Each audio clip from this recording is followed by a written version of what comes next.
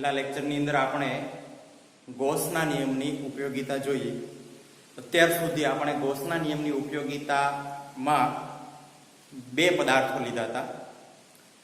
એક પદાર્થ આપણે એ લીધો હતો કે ભાઈ અનંત લંબાઈનો વિદ્યુત ભારિત વાહક તાર વડે અથવા તો વિદ્યુત ભારિત તાર વડે પી બિંદુએ વિદ્યુત ક્ષેત્ર, તો એમનું સમીકરણ પણ આપણે મેળવ્યું. બીજો ઉપયોગ આપણે એ જોયો કે ભાઈ સમતલ હોય, કોઈ પૃષ્ઠ હોય અનંત લંબાઈનું, અને એમાં જે છે એ ક્યુ જેટલો વિદ્યુત ભાર હોય તો એમના લીધે જે છે એ વિદ્યુત ક્ષેત્ર શું મળે. પછી તમને મેં કિસ્સાઓ દર્શાવ્યા હતા કે ભાઈ એક પ્લેટની જગ્યાએ બે સમાંતર પ્લેટ ગોઠવી દો અને એમાં પણ બે ધન વિદ્યુત ભારિત પ્લેટ લીધી હતી અને બીજા કિસ્સાની અંદર એક ધન વિદ્યુત ભારિત અને એક ઋણ વિદ્યુત ભારિત પ્લેટ લીધી હતી. તો એમાં પ્લેટની અંદર, પ્લેટની ડાબી બાજુ અને પ્લેટની જમણી બાજુએ જે છે વિદ્યુત ક્ષેત્ર શું મળે એ મેં તમને જે છે દર્શાવેલી થિયરી દર્શાવી હતી. હવે ત્રીજો ઉપયોગ આપણે જોઈએ ગોસના નિયમનો, કે સમાન રીતે વિદ્યુત ભારિત વિતરિત પાતળી ગોળાકાર કવચ વડે કવચની બહાર પી બિંદુએ વિદ્યુત ક્ષેત્ર શું હોય એ આપણે મેળવવાનું છે. ધારો કે આ પ્લાસ્ટિકનો બોલ છે, તો પ્લાસ્ટિકના બોલની અંદર જે છે એ હવા ભરેલી છે, બરાબર, અને ઉપર જે છે એમનું કંઈક કવચ છે. તમે ક્રિકેટ બોલ રમો છો તો એમની અંદર પણ જ્યારે તમારો ક્રિકેટ બોલ જે છે તૂટી જાય ત્યારે તમે જોશો તો બે ચોસલા થઈ જાય છે.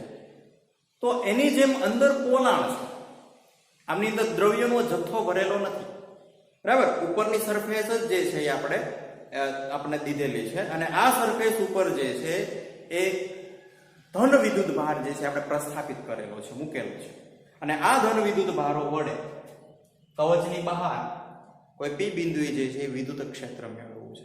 આ શેલ છે, બરાબર. તો હું દર્શાવી દઉં અહીંયા. ધારો કે આ શેલમાં જે છે એ ધન વિદ્યુત ભાર છે અને આ ધન વિદ્યુત ભારોને લીધા, કારણ કે વિદ્યુત ક્ષેત્ર શું ધન વિદ્યુત ભારોનો, બરાબર, આવી રીતે હશે, સોરી અહીંયા જે છે આવી રીતે હશે, અહીંયા આ બાજુ હશે, બરાબર, આ બાજુ હશે. તો આ ધન વિદ્યુત ભારો લીધે અહીંયા કોઈ પી બિંદુ હું દર્શાવી દઉં તો આ પી બિંદુએ જે છે વિદ્યુત ક્ષેત્ર મારે મેળવવું છે. તો ધારો કે કવચના કેન્દ્રથી આર જેટલા અંતરે, એટલે આર જેટલા અંતરે અહીંયા લખી શકાય, કન્ડિશન આપણી પાસે છે આર ગ્રેટર ધેન આર, એટલે કે જે ગોળાની કવચની ત્રિજ્યા છે, કવચની ત્રિજ્યા કરતા વધારે અંતરે જે છે આપણે પી બિંદુ છે ત્યાં વિદ્યુત ક્ષેત્ર મેળવવાનું છે. Is it clear? તો આ પી બિંદુ વિદ્યુત ક્ષેત્ર મેળવવા માટે મારે શું પહેલા કરવું પડશે? સૌપ્રથમ આપણે જેમ કરતા હતા એમ કે ગાઉસિયન પૃષ્ઠ ધારવું પડશે. અનંત લંબાઈનો વાહક તાર હતો એમાં પણ ગાઉસિયન પૃષ્ઠ ધાર્યું હતું આપણે નળાકાર લીધે. પૃષ્ઠ લંબાઈ અને પહોળાઈનું કંઈક ક્ષેત્રફળ ધરાવતું પૃષ્ઠ હતું તો એમાં પણ ગોળાકાર ગાઉસિયન પૃષ્ઠ ધાર્યું હતું. તો અહીંયા પણ ગાઉસિયન પૃષ્ઠ ધારવું પડશે આપણે. ધારો કે પી બિંદુએ અહીંયા હું કંઈક આર, કારણ કે જો આટલા આર અંતર આખી રેડિયસ લઈ લો, અહીંયા પણ પી બિંદુ લઈ લઉં, આર અંતર માટે અહીંયા પણ લઈ લઉં, અહીંયા પણ લઈ લઉં, આટલી આર અંતર સરખું રાખો તો દરેક બિંદુએ જે છે વિદ્યુત ક્ષેત્ર સરખું જ છે ને. કેટલું અંતર? આર અંતર સરખું રાખેલું છે, બરાબર. તો દરેક બિંદુ આર ને આવી રીતે લઈ અને આમ ડ્રો કરી નાખું વર્તુળાકાર, તો મને એ મળે છે. એને હું દર્શાવી દઈશ ગાઉસિયન પૃષ્ઠ, બરાબર છે. તો આ મને મળે છે એ ગાઉસિયન પૃષ્ઠ મળે છે.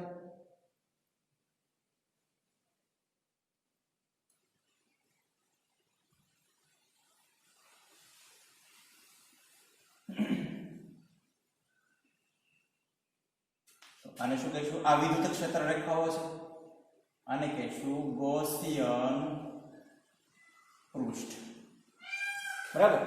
અને આ ગોળો છે એટલે સરફેસ છે, ક્ષેત્રફળ છે, તેમની પૃષ્ઠ ઘનતા પણ કઈ હશે. તો ગોળો છે અને ક્ષેત્રફળ હશે તો એનું પૃષ્ઠ ઘનતા દર્શાવી દઉં. એની પૃષ્ઠ ઘનતાને હું સિગ્મા વડે નામ આપી દઉં. તો અહીંયા પણ લઈ શકાય આપણે ગોળાની પૃષ્ઠ ઘનતા સિગ્મા, બરાબર છે.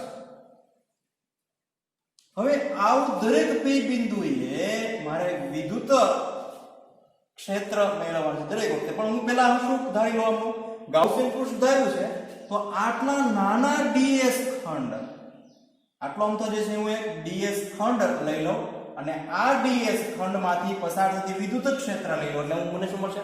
ફ્લક્સ મળશે. તો આટલા નાના નાના દરેક જગ્યાએ હું સૂક્ષ્મ ખંડ ધારી લઉં, અહીંયા પણ લઈ લઉં, અહીંયા પણ લઈ લઉં, બરાબર. દરેક જગ્યાએ જે છે એ નાના નાના ds સૂક્ષ્મ ખંડો ધારી લઉં અને આ દરેક સૂક્ષ્મ ખંડોમાંથી પસાર થતું ફ્લક્સ મેળવું અને એ દરેક સૂક્ષ્મ ખંડોનો સરવાળો કરું, ઇન્ટિગ્રેશન વડે દર્શાવી દઉં એટલે મને જે છે કુલ ફ્લક્સ મળશે. તો આપણે આગળ વધીએ તો શું કરીએ કે ભાઈ નાનું તો આ ds ખંડ મેં ધારો કે ds ખંડ લીધું છે અને આ ds ખંડ નો ક્ષેત્રફળ સદિશ આ x દિશામાં છે આગળ અને અહીંયા ધન વીજભાર છે તો એમનું વિદ્યુત ક્ષેત્ર જે છે એ પણ જે છે આગળ x દિશામાં છે વિદ્યુત ક્ષેત્ર. તો ds ખંડ અને વિદ્યુત ક્ષેત્ર ખાસ સમજવા માટેનું છે. ધારો કે આ ds ખંડ છે, સૂક્ષ્મ ખંડ છે, એમનું ક્ષેત્રફળ સદિશ x દિશામાં છે અને એમાંથી પસાર થતી વિદ્યુત ક્ષેત્ર રેખાઓ E છે એ પણ x દિશામાં છે. તો બંને વચ્ચેનો એંગલ શું છે? બંને વચ્ચેનો ખૂણો શું છે? θ શું મળે મને? 0 ડિગ્રી. કારણ કે બંને ક્ષેત્રફળ સદિશ અને વિદ્યુત ક્ષેત્ર બંને શું છે? એકબીજાને સમાંતર છે. તો મને ખૂણો શું મળશે બંને વચ્ચેનો? 0. તો અહીંયા જે છે એ બંને વચ્ચેનો ખૂણો શું છે? 0. કારણ કે હું શા કારણે ખૂણો મેળવું છું? ગૌસનો નિયમ છે integration cross integration E * ds cos θ. તો θ મેળવવો પડે ને મારે. તો એવી રીતે દરેક જગ્યાએ અહીંયા નાનો તો ds ખંડ ધારી લો તો અહીંયા પણ θ મને 0 મળે, અહીંયા નાનો તો ds ખંડ ધારી લો તો અહીંયા પણ મને θ 0 મળે, બરાબર. તો આ વિદ્યુત ક્ષેત્ર રેખાઓ મેં તમને દર્શાવી દીધી છે. થોડુંક હું કાઢી નાખું છું ને. તો હું ફ્લક્સ મેળવું, તેથી છે flux I = cross integration E ds cos θ. θ તો દરેક જગ્યાએ આપણને શું મળ્યું? 0, બરાબર. હું અત્યારે આ ખંડ માટે લઉં છું તેથી E ને બહાર લઈ લો, ક્લોઝ ઇન્ટિગ્રેશન ds cos 0 લખી નાખવાનું because reason of θ = 0. Is it clear? ખબર પડી કે નહીં?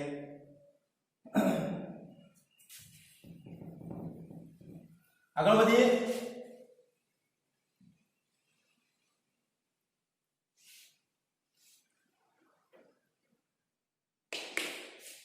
cos 0 1 થઈ જશે.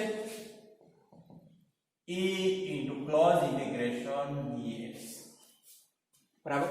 આ પ્રકારનું સમીકરણ મળે આપણને કે ક્લોઝ ઇન્ટિગ્રેશન ds આ શું દર્શાવે છે આપણને? તો આનો મીનિંગ શું થયો કે ભાઈ આ પાતળી ગોળાકાર કવચ છે એના દરેક સૂક્ષ્મ ખંડો જે છે એ દરેક સૂક્ષ્મ ખંડોનો સરવાળો, દરેક સૂક્ષ્મ ખંડોનો સરવાળો કરો એટલે આપણને શું મળે? આખું સ્ફિયર મળે. આ ગૌસિયન પૃષ્ઠ ઉધારી શકે ને તો આખું ગૌસિયન પૃષ્ઠ મળે. અને ગૌસિયન પૃષ્ઠ જે છે એ આપણે ધારેલું છે કે પાતળી ગોળાકાર કવચ માટે ધારેલું છે. તો એમનું ક્ષેત્રફળ શું થાય? અંદર દ્રવ્યનો જથ્થો નથી, તેમનું ક્ષેત્રફળ શું થશે? 4πr².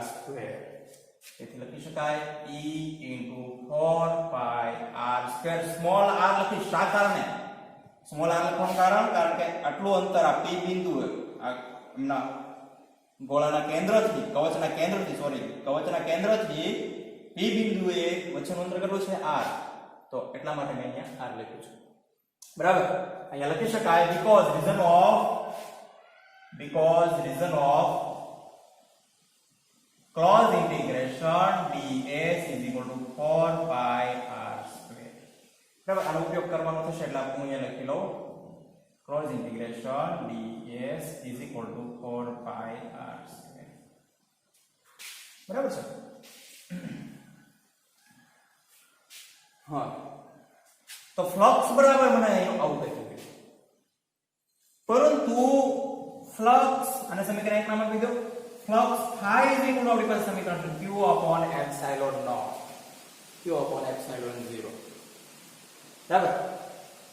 મૂકી દેવો જોઈએ કિંમત. ફ્લક્સ થાય E * 4πr². પણ q ની કિંમત આપણે મેળવવી પડશે. q બરાબર જો આ પૃષ્ઠ છે, તો હું તમને અહીંયા દર્શાવી દઉં.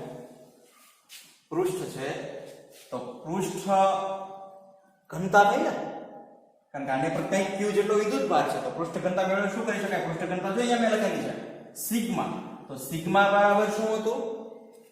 q અપોન એટલે કે એકમ ક્ષેત્રફળ દીઠ રહેલો વિદ્યુત ભાર. બરાબર, સિગ્મા બરાબર આ લખી શકાય. રેખીય ઘનતા હતી તો એકમ લંબાઈ દીઠ રહેલો વિદ્યુત ભાર હતો, અને કદ ઘનતા હતી તો એકમ કદ દીઠ રહેલો વિદ્યુત ભાર. તો સિગ્મા ઇઝ ઇક્વલ ટુ લખી શકાય q અપોન a. અને હજી મારે આગળ દર્શાવવું છે તો શું લખી શકાય? q બરાબર, કારણ કે કિંમત મૂકવાની છે, q is equal to sigma into a. સમીકરણ 2 નામ આપી દઉં. Is it clear? બરાબર, અને સમીકરણ 2 આપીએ અને આમને 3 આપીએ, કારણ કે એમાં કિંમત મૂકવાની થશે. તો સમીકરણ 2 ની અંદર q ઇઝ ઇક્વલ ટુ કિંમત મૂકીએ તો ફ્લક્સ બરાબર શું મળે? તેથી flux phi is equal to sigma into a upon epsilon 0. કારણ કે q ઇઝ ઇક્વલ ટુ શું મૂકી દીધી? કિંમત મૂકી દીધી અહીંયા. ખબર પડી ને? ફ્લક્સ બરાબર શું મળ્યું સમીકરણ 1 પરથી? e ઇન્ટુ 4 પાઈ r સ્ક્વેર મૂકી શકાય અહીંયા. બરાબર, તેથી શું થાય? સમીકરણ 1 પરથી e into 4 pi r square is equal to sigma into a upon epsilon 0. Is it clear? બહુ ઈઝી છે. હવે જો હજી આમાં કંઈક ઘટે છે તો અહીંયા આ ક્ષેત્રફળ બરાબર કંઈક મૂકી શકાય ને. તો આ કોનું ક્ષેત્રફળ છે? આ જે કેપિટલ R ત્રિજ્યાનો ગોળો છે, સોરી શેલ છે, કવચ છે, એમનું ક્ષેત્રફળ છે. તો એમનું ક્ષેત્રફળ શું થશે? 4 પાઈ કેપિટલ R સ્ક્વેર. બરાબર, તો આ ક્ષેત્રફળ, કારણ કે અહીંયા જે મૂક્યું છે એ કયો? અહીંયા છે ને, એ ક્યાં છે? જે ઉપર જઈએ અહીંયા આવી ગયો. તો આ એ કોનો છે? કે એકમ ક્ષેત્રફળ દીઠ રહેલો વિદ્યુત ભાર. તો કોના પર છે આવડો? કોના માટેનું સમીકરણ છે?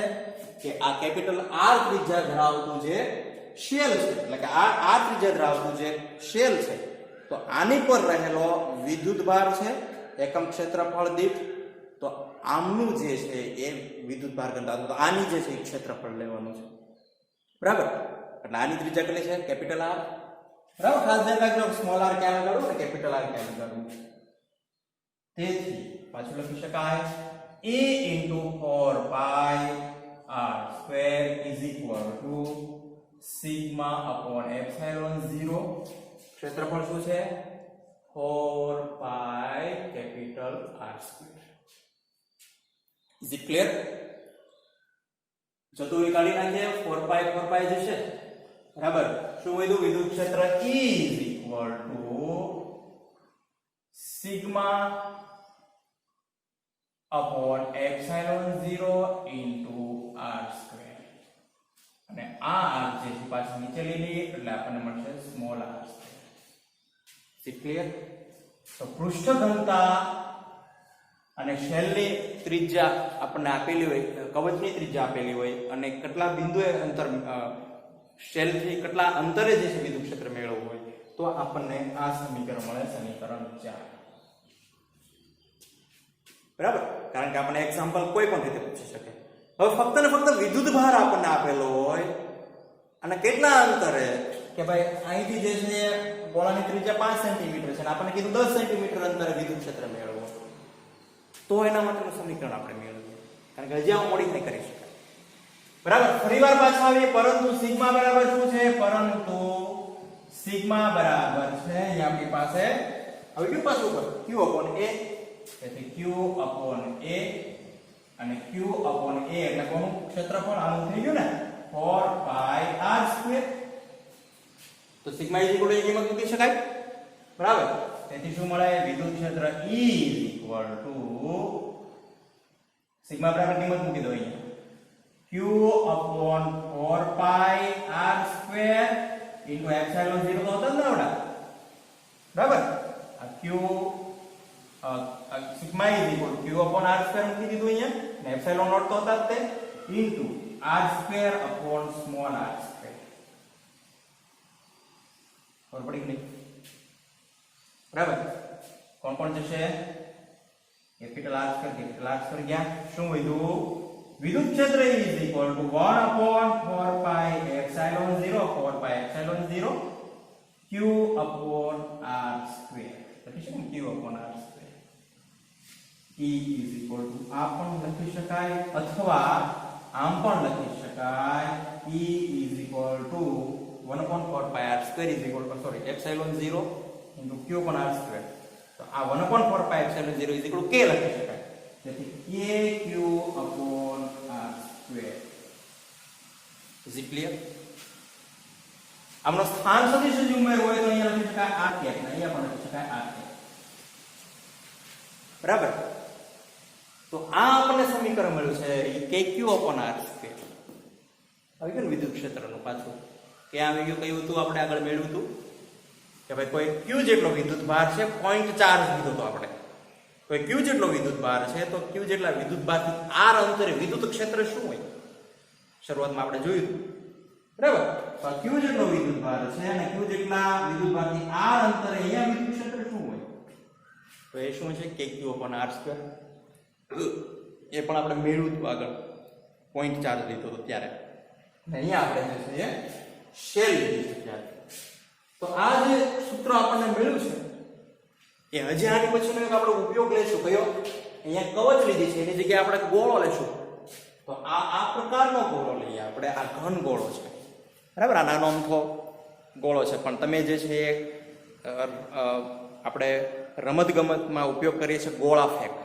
તો ગોળા ફેંકની અંદર મોટો ગોળો હોય છે રતલની અંદર હોય ને એ તો એ ગોળો જે છે એ આપણે ધારી શકીએ અને આ ગોળો પણ ધારી શકીએ બરાબર તો આ ગોળાને લીધે બહાર કોઈ પી બિંદુ વિદ્યુત ક્ષેત્ર મેળવશું તો પણ સમીકરણ આપણને આ જ મળશે તો આ જ મળશે કે q upon r square બરાબર એ સાબિત કરશું આપણે આ તો વાત થઈ બહાર એટલે કે કોના માટે છે r greater than r માટે બરાબર અંદરની બાજુ વિદ્યુત ક્ષેત્ર મેળવવું હોય તો શું થાય બરાબર અહીંયા અંદર મેળવવું છે તો શું મળે વિદ્યુત ક્ષેત્ર તો હું અહીંયા તમને દર્શાવી દઉં અંદરની બાજુ વિદ્યુત ક્ષેત્ર હોય તો શું થાય આ આપણે લીધું છે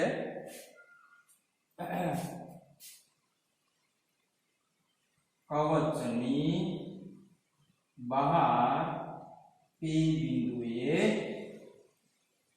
વિદ્યુત ક્ષેત્ર હવે કવચની અંદર વિદ્યુત ક્ષેત્ર મેળવીએ આપણે સેમ પ્રોસીજર આ તો છે જ પણ અહીંયાથી થોડુંક અલગ પડશે બરાબર અહીંયાથી અલગ પડશે સોરી અહીંયાથી q is equal to જોઈએ આપણે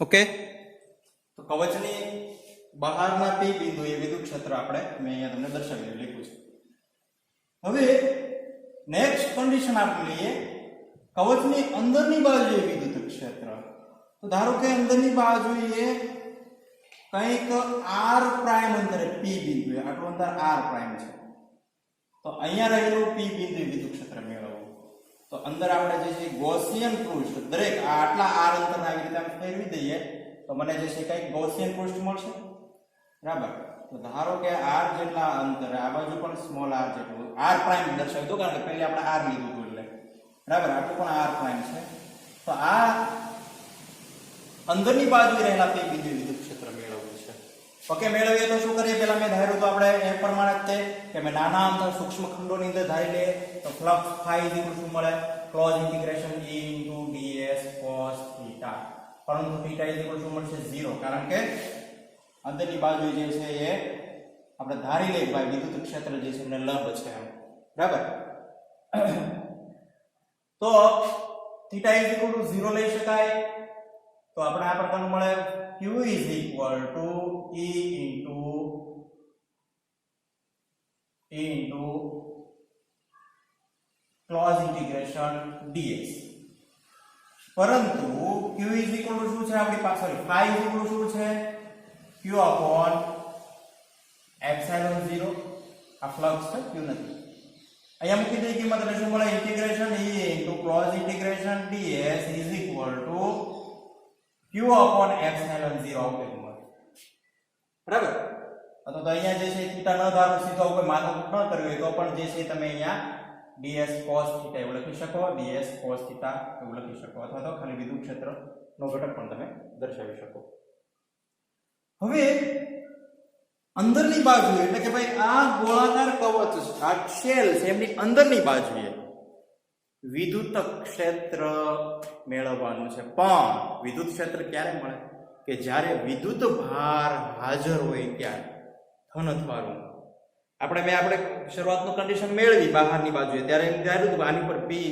આની ઉપર જે છે ધન વિદ્યુત ભારો જે છે એ આપણે એપ્લાય કરેલા છે અંદરની બાજુએ વિદ્યુત ક્ષેત્ર મેળવવું અંદરની બાજુ તો પોલું છે તો અંદરની બાજુએ જે છે વિદ્યુત ભારો નથી એટલે કે શું લઈ શકાય q = 0 તો q = 0 મૂકી દઈએ શું થાય integration cross integration ds = 0 upon 0 sorry 0 upon epsilon 0 integration નીચે લઈ જઈએ આપણે કદાચ એમ કરીએ તો શું મળે e = 0 તો અંદરની બાજુ વિદ્યુત ક્ષેત્ર શું મળે 0 હજી એ લખી શકાય ક્લોઝ ઇન્ટિગ્રેશન ds not = 0 આ શું દર્શાવે છે કે ભાઈ આનું જે સંકલન છે દરેક સૂક્ષ્મ ખંડો જે છે એ 0 નથી એ તો કઈક ક્ષેત્રફળ મળે આપણને એ શું મળે આપણને કઈ નાનું કરો તો 4 pi r prime square બરાબર કે અંદરની બાજુ તો કઈક ક્ષેત્રફળ આપણે ગાઉસિયન પૃષ્ઠ ધારેલું છે આપણું શું છે ગૌસિયન પૃષ્ઠ અને આની જે છે એ વિદ્યુત ભાર ઘનતા શું છે સિગ્મા પૃષ્ઠ વિદ્યુત ભાર એમ પણ લખી શકાય પૃષ્ઠ વિદ્યુત ભાર ઘનતા બરાબર એટલા માટે અહીંયા ઇન્ટિગ્રેશન ds not = 0 છે અને અંદરની બાજુ જે છે વિદ્યુત ક્ષેત્ર શું મળશે 0 because reason of q = 0 બરાબર છે તો આપણને જે છે બે સમીકરણો મળે p બિંદુએ વિદ્યુત ક્ષેત્ર મળે છે બહાર જે છે વિદ્યુત ક્ષેત્ર મળે છે E = kq/r² અને શેલની અંદર જે છે એ મળે છે p out અને E out અને E in મળે છે આપણને 0 શેલની અંદર અને શેલની બહાર is it clear I hope you all understand this topic સમજાણું છે તમને ખૂબ અગત્યનો ટોપિક છે હવે પછી જે છે આપણે આ જ કન્સેપ્ટનો ઉપયોગ કરી અને ગોળો લઈએ આ શું લીધું હતું શેલ લીધી હતી કવચ લીધું હતું હવે ગોળો લઈએ okay best study have a good day thank you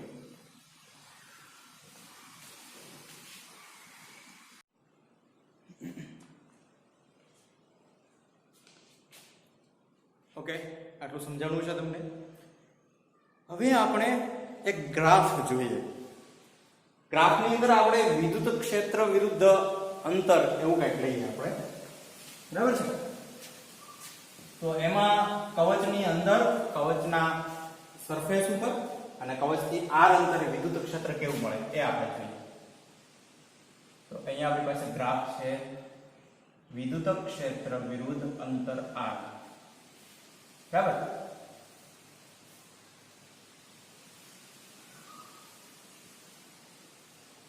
y અક્ષ ઉપર વિદ્યુત ક્ષેત્ર દર્શાવી દો અને x અક્ષ ઉપર અંતર r દર્શાવી દો એટલે કે હવે આપણને ખ્યાલ છે કે ભાઈ ધારો કે આ કવચ છે એની ત્રિજ્યા 10 સેન્ટીમીટર છે બરાબર અહીંથી હું લઈ લો અહીંયા તો 0 છે આપણી પાસે 1 2 3 4 5 6 7 8 9 10 અહીંયા 10 સેન્ટીમીટર લઈ લો બરાબર અહીંથી આટલું અંતર એટલે કે અહીંયા શું લખી શકાય r r આવું નામ આપી શકાય ઇઝ ઇટ ક્લિયર થોડી એક અક્ષો ધારી લો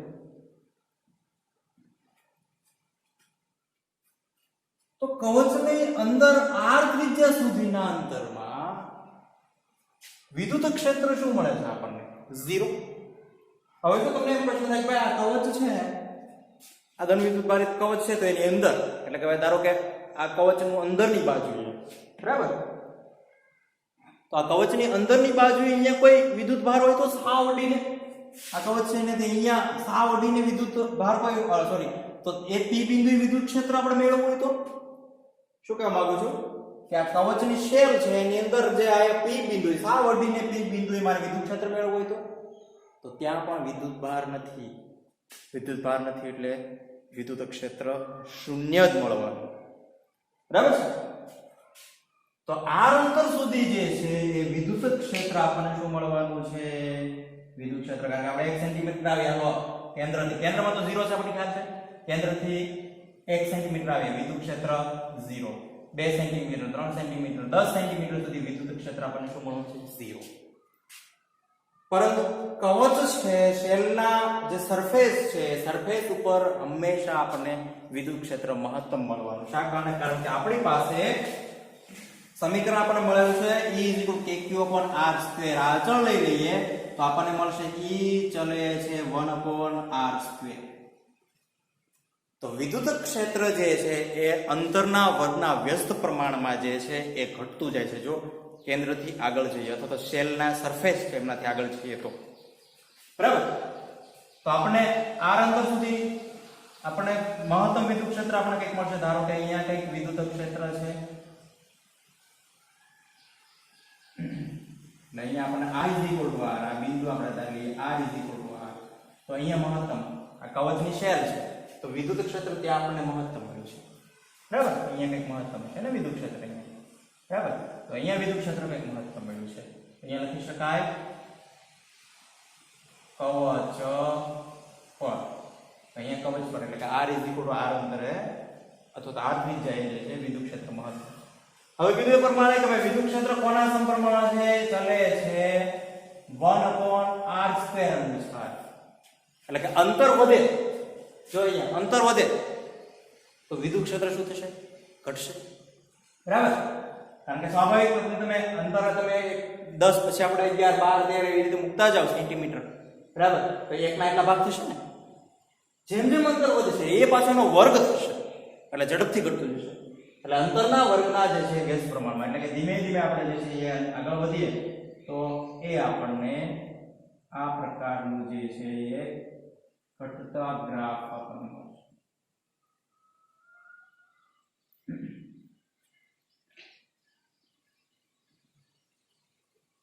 બરાબર.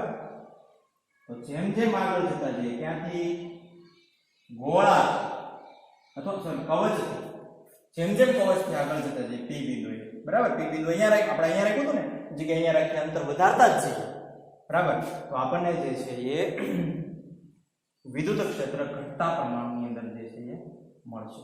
તો અહીંયા લખી શકાય E = 0 કવચની અંદર. અહીંયા છે કવચ પર મહત્તમ વિદ્યુત ક્ષેત્ર મળે છે આપણને. પછી અહીંયા E ચલે છે 1/r², તો પ્રોપોર્શનલ એના પર સમપ્રમાણમાં કવચની બહાર. Is it clear? બરાબર.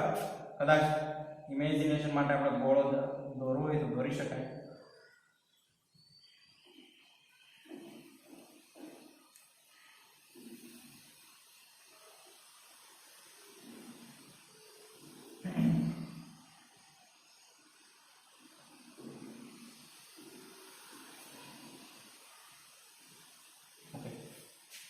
તો અહીંયા જે છે એક મહત્તમ વિદ્યુત ક્ષેત્ર છે કવચ પર, કવચના કેન્દ્ર પર જે છે એ અહીંયા 0 હશે વિદ્યુત ક્ષેત્ર. બરાબર. કવચથી r અંતરે જેમ જેમ આપણે દૂર જશું જે ક્લિયર બહુ બેસ્ટ આપણે થઈ ગયું છે. હવે જેમ જેમ r અંતરે જેમ જેમ દૂર જશું આ તો કવચ પર મહત્તમ મળ્યું. જેમ જેમ r અંતરે જશું તેમ તેમ જે છે એ વિદ્યુત ક્ષેત્ર જે છે એ ઘટતું જશે. બરાબર. Is it clear? કારણ કે આ ગ્રાફનો ઉપયોગ તમને ઘણી વખત MCQ ની અંદર પણ પૂછી શકાય અને આવી જ રીતે ગ્રાફ આપણને પાછો એક ગોળા માટેનો પણ મળશે કે જેમની અંદર દ્રવ્ય ભરેલું છે. Okay, best study. Have a good day. Thank you.